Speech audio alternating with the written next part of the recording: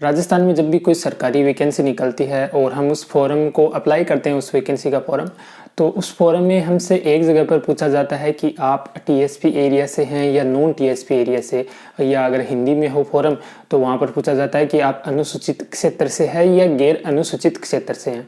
तो इस वीडियो में हम आपको यही बताएंगे कि टीएसपी एरिया क्या होता है और नॉन टीएसपी एरिया क्या होता है। टीएसपी एरिया में राजस्थान के कौन सा एरिया आता है और नॉन टीएसपी एरिया में राजस्थान का कौन सा एरिया आता है, क्योंकि ये टीएसपी और नॉन टीएसपी को लेके बहुत सारे लोगों के मन में डाउट रहता है कि आखिर ये टीएसपी एरिया होता क्या है। तो इस वीडियो को अंत तक देखिएगा, आपको अच्छे से समझ में आ जाएगा कि टीएसपी एरिया आखिर होता क्या है। साथ ही इस टॉपिक पर हमने डिटेल से एक आर्टिकल भी लिखा है। उस आर्टिकल में हमने जो है डिटेल से आपको बताया है, एक एक एरिया के बारे में बताया है कि कौन राजस्थान का कौन कौन सा एरिया टीएसपी क्षेत्र में आता है। तो आप वो आर्टिकल भी पढ़ सकते हैं, डिस्क्रिप्शन में उस आर्टिकल का लिंक आपको मिल जाएगा, तो आप उस लिंक पर क्लिक करके हमारा वो आर्टिकल भी पढ़ सकते हैं। तो चलिए अभी जानते हैं कि आखिर ये टीएसपी एरिया होता क्या है। देखिए दोस्तों, टीएसपी का पूरा नाम ट्राइबल सब एरिया प्लान होता है। ये एक प्रकार की योजना है जो कि राजस्थान सरकार के द्वारा शुरू की गई, जो पंचवर्षीय योजना है उसी के दौरान इसको शुरू किया गया था। इस योजना का उद्देश्य था कि हमारे राज्य में जिस क्षेत्र में आदिवासी लोग रहते हैं, जिनको बिल्कुल भी पता नहीं है, बहुत ज़्यादा गरीब हैं, पिछड़े हुए लोग हैं, तो उन लोगों की जीवनी को ऊपर उठाने के लिए, उनको लाभ देने के लिए इस योजना को शुरू किया गया। तो इस योजना के तहत राजस्थान सरकार के द्वारा जो टीएसपी एरिया के लोग हैं उनको और तो बहुत सारे लाभ दिए जाते हैं। साथ ही जब भी राजस्थान में कोई सरकारी वैकेंसी निकलती है तो उस वैकेंसी में कुछ पद जो हैं वो टीएसपी एरिया के लोगों के लिए आरक्षित करके रखती है राजस्थान सरकार, ताकि सिर्फ जो टीएसपी एरिया के लोग हैं वही जो है उस वैकेंसी में उन पदों पर नियुक्त हो सकें और उनका थोड़ा विकास हो सके, वो भी थोड़ा जो है आगे आ सकें। तो चलिए अभी हम जानते हैं कि आखिर राजस्थान के कौन से क्षेत्र ऐसे हैं जो कि टीएसपी एरिया में आते हैं या टीएसपी क्षेत्र में आते हैं या अनुसूचित क्षेत्र में आते हैं।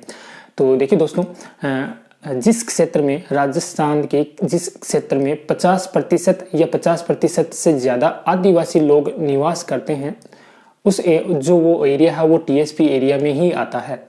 तो इससे राजस्थान में ऐसे कुछ एरिया हैं जो कि टीएसपी एरिया में आते हैं, जिनमें से 3 तो संपूर्ण ज़िले हैं। एक तो हो गया अपना बांसवाड़ा, प्रतापगढ़ और डूंगरपुर। ये 3 ज़िले हैं जो कि संपूर्ण पूरी तरीके से टीएसपी एरिया में आते हैं। ठीक है, अगर आप इस ज़िले के निवासी, इन तीनों ज़िलों के आप अगर निवासी हैं तो आप टीएसपी क्षेत्र में आते हैं।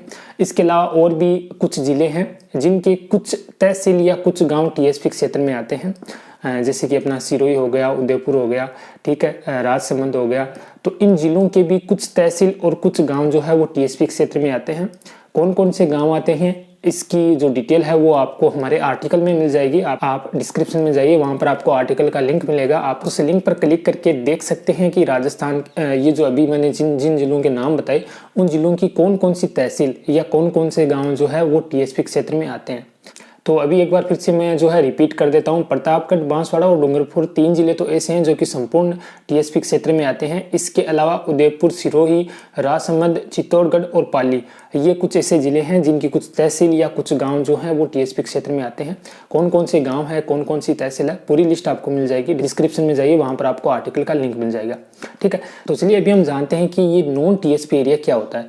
तो राजस्थान के जो जिले या जो क्षेत्र टीएसपी एरिया में आते हैं, टीएसपी एरिया में उनको छोड़कर बाकी जितने भी जिले हैं या जितने भी क्षेत्र हैं वो सारे नॉन टीएसपी एरिया में आते हैं। तो यहाँ पर एक सवाल और आपके मन में होगा कि हम जो है नॉन टीएसपी क्षेत्र से हैं, क्या हम टीएसपी क्षेत्र से फॉर्म भरवा सकते हैं? तो देखिए, आप बिल्कुल भी फॉर्म नहीं भरवा सकते। हाँ, फॉर्म आपका भर जाएगा, लेकिन आपका जो फॉर्म है वो रिजेक्ट कर दिया जाएगा, क्योंकि अगर आप टीएसपी एरिया सिलेक्ट करते हैं, अगर आप ये बताते हैं फॉर्म में कि आप टीएसपी क्षेत्र से हैं, तो जब आपका एग्जाम लगेगा तो एग्जाम के बाद जब डॉक्यूमेंट वेरिफिकेशन होंगे तब आपसे मूल निवास प्रमाण पत्र मांगा जाएगा।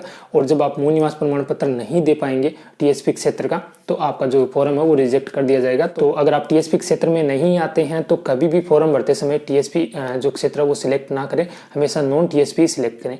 ठीक है, तो ये एक छोटी सी जानकारी थी जो कि हमने आपको बताई। अगर आपका अभी भी कोई सवाल हो तो आप हमें नीचे कमेंट करके बता सकते हैं। इसके अलावा अगर ये वीडियो पसंद आया हो आपको, तो इस वीडियो को लाइक जरूर कीजिएगा। Thank you.